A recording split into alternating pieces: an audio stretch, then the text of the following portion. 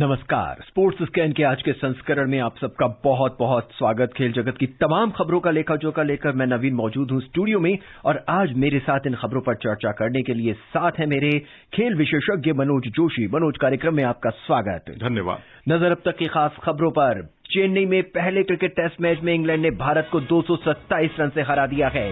World test championship में भारत इस हार के साथ चौथे नंबर पर पहुंच गया है। भारत के Sumit Nagal Australian Open tennis tournament से हारकर बाहर हो गए हैं। और बात फुटबॉल की, इंडियन सुपर लीग में आज बेंगलुरु एफसी का मुकाबला एटीके मोहन बागान से।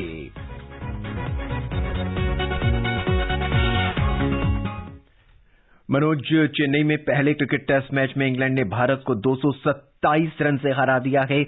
हमारी ही जमीन पर विदेशी टीम की बहुत ही बेहतरीन जीत। जी हां, बहुत ही बेहतरीन जीत और कई अनुत्तरित सवाल हैं और उन सवालों का हल अब बहुत जल्दी ढूंढना ही होगा भारतीय टीम को। चर्चा करेंगे हम इस पर, लेकिन आपको बताते चले जीत के लिए 420 रन के लक्ष्य के जवाब में भारतीय टीम दूसरी पारी में 192 रन की बना सकी।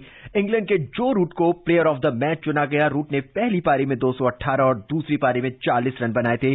सुनते हैं इस मैच पर मुकेश की रिपोर्ट।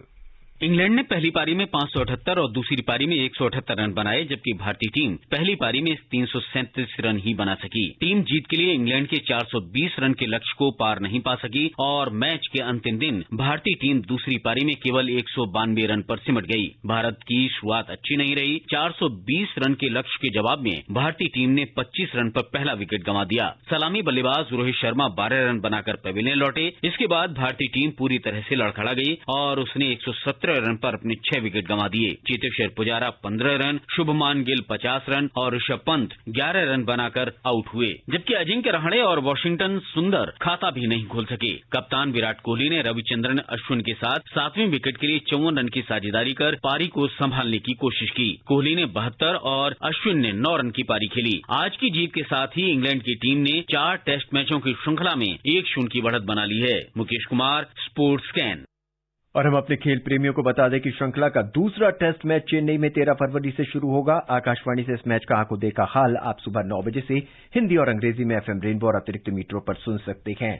मनोज, अगर आज के मैच का, आज के दिन का और इस पूरे मैच का एनालिसिस करें तो भारतीय टीम में बहुत सारी खामियां नजर आई हैं, जो कि भारतीय टीम को आने वाले इस टेस्ट में, जो दूसरा टेस्ट होगा, उसमें सुधारनी होगी। जी हां, निश्चित तौर पर। और सबसे जो खराब बात मुझे लगी है कि जो मूलभूत चीजें हैं, बेसिक्स हैं, अब बेसिक्स से भी भटकते हुए दिखाई दिए हैं इस मुकाबले में। कभी ऐसा लगा ही नहीं हमें कि ये वही टीम है। हालांकि काफी खिलाड़ी बदल चुके थे ब्रिस्बेन के, और ब्रिस्बेन की खुमारी जो है उतर गई बहुत। मैं समझता हूं ये एक तरह का बहुत बड़ा सबक है भारतीय टीम के लिए भी। मनोज, अगर हम इसकी चर्चा यहां से शुरुआत करें, हमने जो प्लेइंग 11 खिलाए थे उनमें भी जैसे ही मैच शुरू हुआ था ये चर्चा का विषय बना हुआ था, क्यों नहीं उन्हीं खिलाड़ियों को रिपीट किया गया जो ऑस्ट्रेलिया में मैच जीते थे? नहीं, देखिए वो संभव नहीं था, मुमकिन। मैं भी बहुत पक्ष में नहीं हूं उसके, क्योंकि जो ऑस्ट्रेलिया के हालात हैं वहां पर आपके जो शार्दुल ठाकुर हैं और सिराज हैं वो कामयाब रहे काफी, लेकिन वो भारतीय विकेटों पर अगर आप उनका प्रदर्शन देखेंगे ओवरऑल बहुत अच्छा उत्साहवर्धक नहीं रहा है। ईशांत शर्मा जब फिट हो गए हैं तो फिर सिराज की जरूरत महसूस नहीं होती। हां, जहां तक टीम का सवाल है, निश्चित तौर पर मैं कहूंगा कुलदीप यादव के साथ बहुत ही ज्यादा नाइंसाफी हुई है। या तो टीम मैनेजमेंट को उनकी शक्ल पसंद नहीं है या फिर कुछ क्या कारण है, हमें तो बिल्कुल हमारे तो गले के सिर के ऊपर से निकल जाती है बात। क्योंकि Shadab Nadeem left arm spinner अगर आप जडेजा के विकल्प के तौर पर उनको मानते हैं तो वहां तो कोई बल्लेबाजी भी कोई बहुत उनकी ऐसी नहीं आ रहा दर्जे की। और मनोज, अगर पिच की बात करें तो ऑस्ट्रेलियन टीम जो है, स्पिनर के जो स्पिनर्स थे उन्होंने ही भारतीय टीम को ढा दिया। ऐसे में कुलदीप यादव का यहाँ पे होना तो बहुत अहम और वाजिब था। बिल्कुल। जैक लीच जिसे आप बड़ा ऑर्डिनरी बॉलर मानते थे, आप डॉम सैम को तो आप बॉलर ही नहीं मानते थे। हमारे कई इस तरह की टिप्पणियां विशेषज्ञों की देखने को मिली और इन्होंने ही तब काम तमाम कर दिया। 11 विकेट चटकाए हैं इस मुकाबले में। मुझे 2012 का वो टूर याद आ रहा है और इंग्लैंड का, जब हम एंडरसन और तमाम जो तेज गेंदबाज थे उनके खिलाफ रणनीति बनाते चले गए और सारा काम जो है पिछले दरवाजे से आकर मॉन्टी पनेसर ने और ग्रेम स्वान ने कर दिया। और इस बार भी कुछ ऐसा ही खतरा मंडराता हुआ दिखाई दे रहा है। अभी खतरा टला नहीं है, अभी तो सीरीज के बाकी 3 मैच और भी होने हैं। अगर बॉलिंग की बात करें तो दूसरी पारी में रविचंद्रन अश्विन ने 6 विकेट चटके हैं। यहां पर एक स्पिनर की बहुत जरूरत थी, हालांकि वॉशिंगटन सुंदर से केवल 1 ओवर कराया गया। जी हां, बिल्कुल। मुझे लगता है कि या तो उनकी बल्लेबाजी पर बहुत ज्यादा भरोसा है और जो एक अश्विन के साथ 80+ की उन्होंने पार्टनरशिप की, 85 रन नॉट आउट बनाए उन्होंने, शायद रविंद्र जडेजा की भरपाई करने के लिए उनको टीम में लाया गया था। लेकिन पहली पारी में बहुत ज्यादा उत्साहवर्धक गेंदबाजी उनकी रही नहीं। बहुत महंगे भी साबित हुए।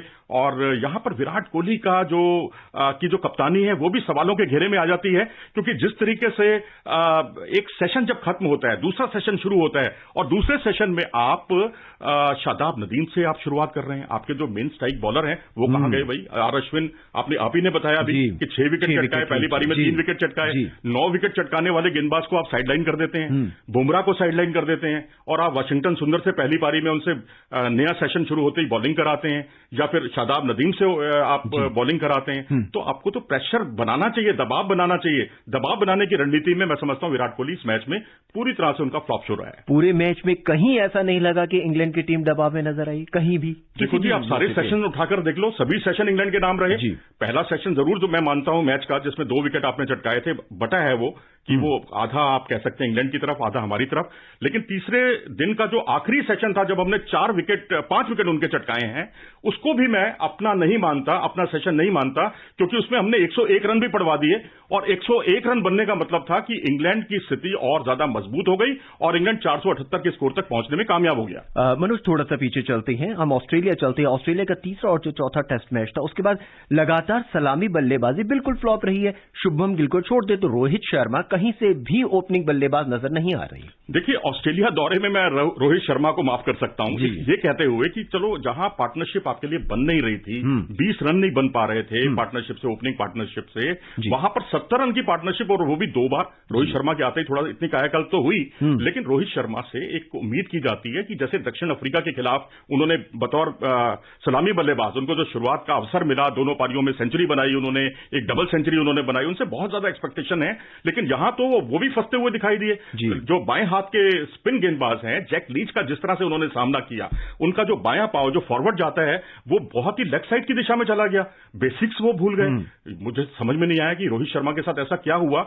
और अगर आप बाकी खिलाड़ी भी देखेंगे, शुभमन गिल, बेशक उन्होंने पारी अच्छी खेली, लेकिन बैट और पैड के बीच में बहुत बड़ा गैप था उनके। अगर आप अजिंक्य रहाणे देखेंगे, फुल टॉस पर आउट हो रहे हैं, कभी वो दूसरी पारी अगर आप देखेंगे उठाकर, तो उसमें वो बल्ले और पैड के बीच में उनका अंतर शुभमन गिल की तुलना में बहुत ज्यादा था। तो ये टीम के उपकप्तान हैं, ये मेलबॉर्न में सेंचुरी बनाने का ये मतलब नहीं है कि आपने कर्तव्य की इतिश्री समझ ली और आपने ये मान लिया कि अब आपकी टीम में जगह पक्की है। हालांकि खेल के आज 5वें दिन भारत चाहता अगर समझदारी से बल्लेबाजी होती तो शायद हम इस मैच को ड्रॉ करा सकते थे। जी हाँ, बिल्कुल, निश्चित तौर पर वो अप्रोच भी थोड़ी सी बदलने की जरूरत है। वो आपका रुख जो है उस तरह का रुख दिखाई नहीं दिया जो आपका कमिटमेंट हनुमा विहारी और आर अश्विन का दिखाई दिया था सिडनी टेस्ट में।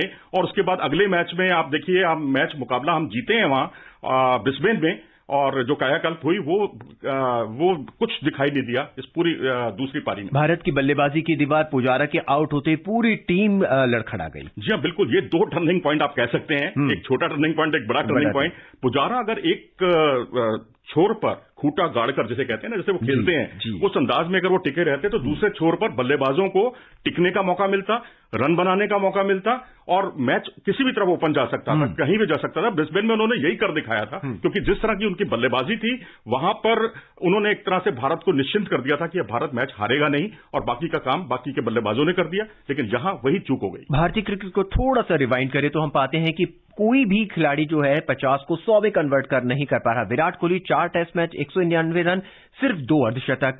Rohit Sharma 3 test match 147 run, 1 अर्धशतक। पुजारा 7 टेस्ट मैच खेले हैं और 5 अर्धशतक उन्होंने बनाए हैं, लेकिन कोई भी शतक में वो कन्वर्ट नहीं कर पाए। और यही हाल रहाणे का भी है। हालांकि उन्होंने 7 टेस्ट मैचों में 1 शतक जरूर बनाया, 360 रन बनाए हैं, लेकिन ये चारों ही बल्लेबाज आज के मैच को नहीं बचा पाए। जी हाँ, बिल्कुल, और मैं समझता हूं कि आपको एक अपने बेसिक्स पर काम करने की जरूरत है।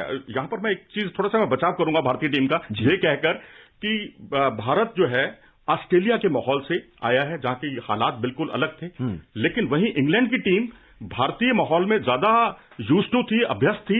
उसकी वजह यह है कि वो श्रीलंका से होकर आए हैं, गॉल टेस्ट खेलकर आए हैं, जहां की कंडीशंस जो है काफी कुछ भारत से मिलती जुलती हैं। तो उसका निश्चित तौर पर उन्होंने भरपूर फायदा उठाया है। और जो रूट जिस तरीके से, जिस अंदाज में स्वीप और रिवर्स स्वीप खेलते चले गए, और हमारे स्पिनर्स को उन्होंने एकदम दोयम दर्जे का स्पिनर बनाकर रख दिया, ये काम तो हम भी कर सकते थे। हमारे तो मैंने ईशांत शर्मा को देखा था एक स्वीप शॉट खेलते हुए, बाकी जो हमारा टॉप ऑर्डर है वो स्वीप शॉट उनके कहां चले गए, कहां गायब हो गए। स्वीप शॉट से मुझे ध्यान आता है ग्राहम गूच जब खेला करते तो स्वीप शॉट, और स्वीप शॉट खेल खेल के ही उन्होंने भारतीय बॉलर्स को जो है जिसे कहते हैं पानी बहलाने वाली बात कर। बिल्कुल, उनके बाद आप पीटरसन को देखिए, एलिस्टर कुक को देखिए, और इंग्लैंड के जितने बल्लेबाज, माइक गेटिंग जो है 80 के दशक में, उन्होंने भी बहुत स्वीप शॉट खेले, और जिस तरह से मनिंदर सिंह को और उनका सामना किया। मैथ्यू हेडन को हम कैसे भूल सकते हैं, जो एक जमाने में उनकी स्पिन बॉलिंग जो है उनकी बहुत बड़ी कमजोरी हुआ करती थी, लेकिन उन्होंने एमआरएफ पेस फाउंडेशन में जाकर स्पिनर्स के सामने, वहां जो पेस फाउंडेशन है, स्पिनर्स को बुलाया, लगातार उसका उन्होंने अभ्यास किया, और उसके बाद 2001 की श्रृंखला में वो एक अलग ही मैथ्यू हेडन दिखाई दिए।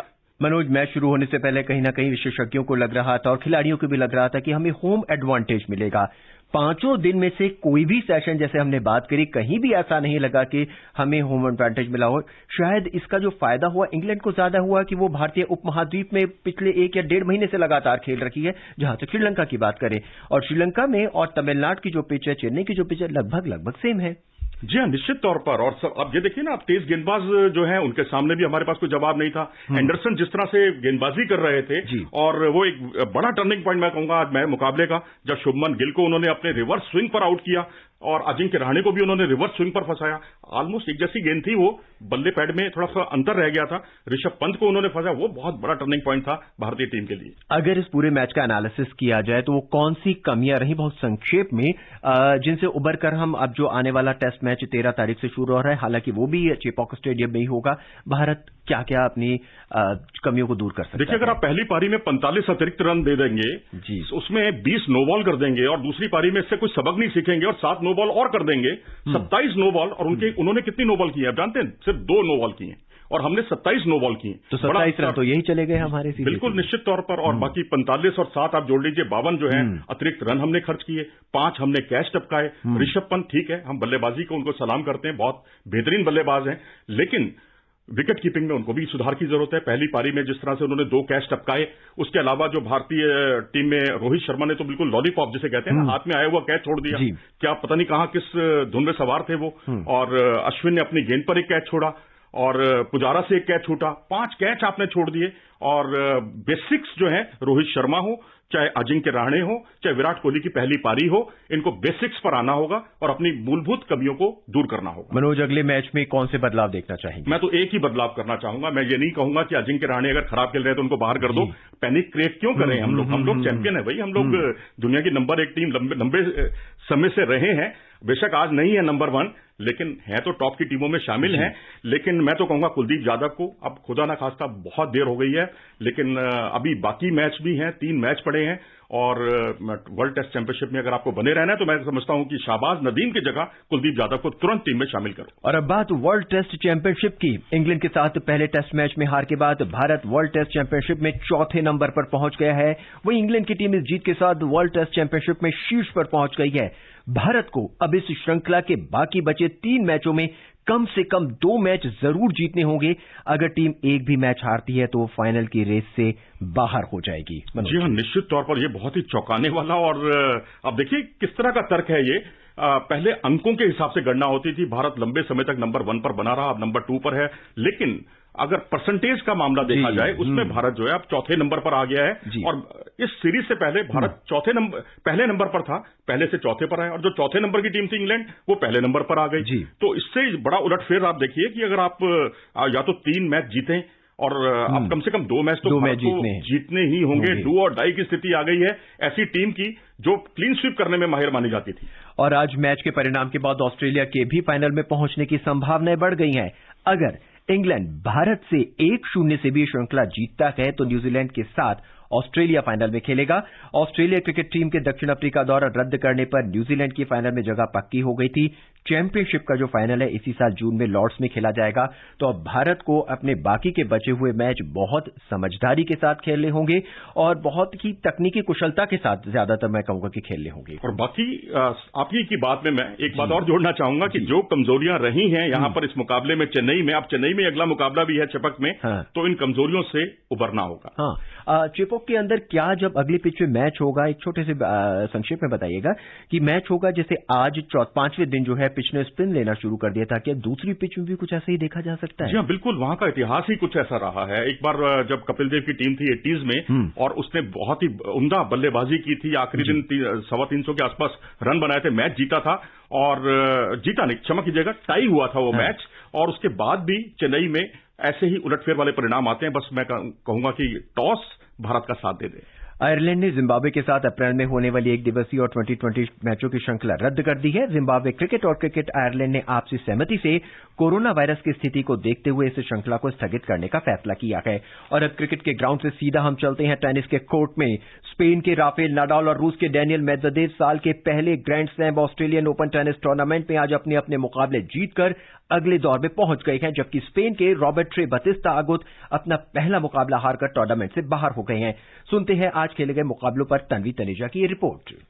कल से शुरू हुए साल के पहले ग्रैंड स्लैम टूर्नामेंट के पुरुष सिंगल्स के पहले दौर में आज 20 बार के ग्रैंड स्लैम चैंपियन और विश्व के दूसरे नंबर के खिलाड़ी नाडाल ने लास्लो जेर को 6-3, 6-4, 6-1 से हराया। अन्य मुकाबलों में विश्व के चौथे नंबर के खिलाड़ी डेनियल मेदवेदेव ने वासेक पोस्पिसिल को 6-2, 6-2, 6-4 से हराया, जबकि 7वीं वरीयता प्राप्त आंद्रे रूबलेव ने यानिक हैफमन को 6-3, 6-3, 6-4 से शिकस्त दी। स्टेफानोस सित्सिपास और 7वीं वरीयता प्राप्त आंद्रे रूबलेव भी अपने अपने मुकाबले जीतकर अगले दौर में पहुंच गए हैं। वहीं महिला सिंगल्स में मौजूदा चैंपियन सोफिया केनिन ने भी पहले दौर का मुकाबला जीत लिया है। अमेरिका की केनिन ने कड़े मुकाबले में ऑस्ट्रेलिया की खिलाड़ी मैडिसन इंग्लिस को लगातार सेटों में 7-5, 6-4 से शिकस्त दी। अन्य मुकाबलों में शीर्ष वरीयता प्राप्त ऑस्ट्रेलिया की एशले बार्टी ने डेनिका कोवनिक को 6-0, 6-0 से, जबकि 5वीं वरीयता प्राप्त एलेना स्वितोलिना ने मैरी बुजकोवा को 6-3, 7-6 से शिकस्त दी। वहीं स्वेतलाना कुजनेत्सोवा, गार्बिनिये मुगुरुजा और समांथा स्टोसुर ने अपने अपने मुकाबले जीतकर अगले दौर में जगह बना ली है। Tanvi Taneja, sports can. और अगर ऑस्ट्रेलियन ओपन में भारत की बात करें तो भारत के Sumit Nagal Australian Open tennis tournament से हारकर बाहर हो गए हैं। पुरुष सिंगल्स के पहले दौर में लिथुआनिया के रिकॉर्ड्स बरोंकिस ने नागल को 6-2, 7-5, 6-3 से हराया। वहीं पुरुष डबल्स में रोहन बोपन्ना और जापान के बेन मैकलाचालान की जोड़ी कल कोरिया के नाम जिसुंग और जिन क्यू सांग की जोड़ी के साथ खेलकर अपने अभियान की शुरुआत करेगी। मनोज, भारतीय जो आशाएं हैं अब सिर्फ डबल्स पर टिकी हैं, हालांकि हम ऑस्ट्रेलियन ओपन में उतना अच्छा नहीं कर पाए। सुमित नागल जो है यूएस ओपन में उन्होंने जिस तरीके से एक राउंड जीता था, सेकंड राउंड तक पहुंचे थे, उम्मीदें जगाई थी और उससे पूरे भारतवासियों की उम्मीदें जगी थी। लेकिन यहां क्योंकि लिथुआनिया के खिलाड़ी से उन्होंने डबल फॉल्ट भी ज्यादा किए, अहम मौकों पर वो चूके हैं, तो ये थोड़ी सी कुछ परेशानियां हैं, लेकिन बहुत चिंता की बात नहीं है। आने वाले जैसे कि आपने कहा कि बहुत बड़ा हमारा परफॉर्मेंस ऐसा रहा भी नहीं है, लेकिन हम मौजूदगी दर्ज करा रहे हैं, वहां मेन राउंड तक पहुंच रहे हैं। वहां अगर एक आध राउंड जीत जाते हैं तो फिर बल्ले बल्ले हो जाती है हमारी। हालांकि ऑस्ट्रेलियन ओपन जो अभी खेला जा रहा है कोरोना के बाद पहला ग्रैंड स्लैम टूर्नामेंट है और ये बिना दर्शकों की या कम दर्शकों के साथ खेला जा रहा है। बहुत से इस टूर्नामेंट के अंदर बहुत से खिलाड़ी जो है हट भी गए हैं, लेकिन फिर भी अब ये धीरे धीरे अपनी रोमांचकता पे पहुंचेगा। फिर भी देखिए, जोकोविच है यहाँ पर 8 बार के ऑस्ट्रेलियन ओपन के चैंपियन हैं और राफेल नडाल अगर हो और तो मैं समझता हूं बाकी की आवश्यकता ही नहीं है कि दो महान खिलाड़ी हैं और हो सकता है कोई आश्चर्य नहीं इन दोनों के बीच में आपको फाइनल देखने को मिले। और अब बात इंडियन सुपर लीग की। Indian super league football tournament में आज बेंगलुरु में एफसी का मुकाबला मौजूदा चैंपियन एटी के मोहन बगान से हो रहा है। गोवा के फातोरदा के जवाहरलाल नेहरू स्टेडियम में बेंगलुरु की टीम अपनी जीत के लय को बरकरार रखने की कोशिश करेगी। मनोज जी हाँ, बिल्कुल। अब देखिए, मोहन बगान की टीम जो टॉप नंबर पर चल रही है, जो शीर्ष पर चल रही है, वो है मुंबई एफसी। जी, मुंबई एफसी से 4 अंक पीछे। और वहीं अगर बेंगलुरु की बात करें तो वो एफसी गोवा हो, नॉर्थ ईस्ट यूनाइटेड हो या हैदराबाद एफसी हो, उनसे वो भी 4 पॉइंट पीछे है। तो यहां पर एक जीत बहुत फर्क डाल सकती है। और खासकर ये देखते हुए कि भाई मोहन बगान जो है वो उसने ओडिशा को बहुत ही वन साइडेड मुकाबले में हराया 4-1 से। और वहीं बेंगलुरु को एक बहुत बड़ा झटका लगा जब चेन्नईयन के खिलाफ उसका मुकाबला गोल रहित रहा। और आज का मुकाबला भी कड़ा होने की संभावना है निश्चित तौर पर। और बेंगलुरु को कभी आप अंडर एस्टिमेट नहीं कर सकते, अभी वो प्लेऑफ की होड़ से बाहर नहीं हुई है। मनोज, वक्त बिल्कुल इजाजत नहीं दे रहा। चर्चा तो और भी बहुत सी खबरों पर करनी थी, लेकिन हमारे साथ आने के लिए, बैठने के लिए और तमाम खबरों पर चर्चा करने के लिए आपका बहुत बहुत धन्यवाद। धन्यवाद। चलते चलते नजरें अब तक की खास खबरों पर। चेन्नई में पहले क्रिकेट टेस्ट मैच में इंग्लैंड ने भारत को 227 रन से हरा दिया है। वर्ल्ड टेस्ट चैंपियनशिप में भारत चौथे नंबर पर पहुंच गया है। भारत के Sumit Nagal Australian Open tennis tournament में हारकर बाहर हो गए हैं। और फुटबॉल में इंडियन सुपर लीग में आज बेंगलुरु एफसी और एटी के मोहन बगान आमने सामने। स्पोर्ट्स स्कैन के आज के इस अंक में बस इतना ही। मुझे यानी नवीन को दीजिए इजाजत। कल 7:20 पे फिर मुलाकात होगी। नमस्कार।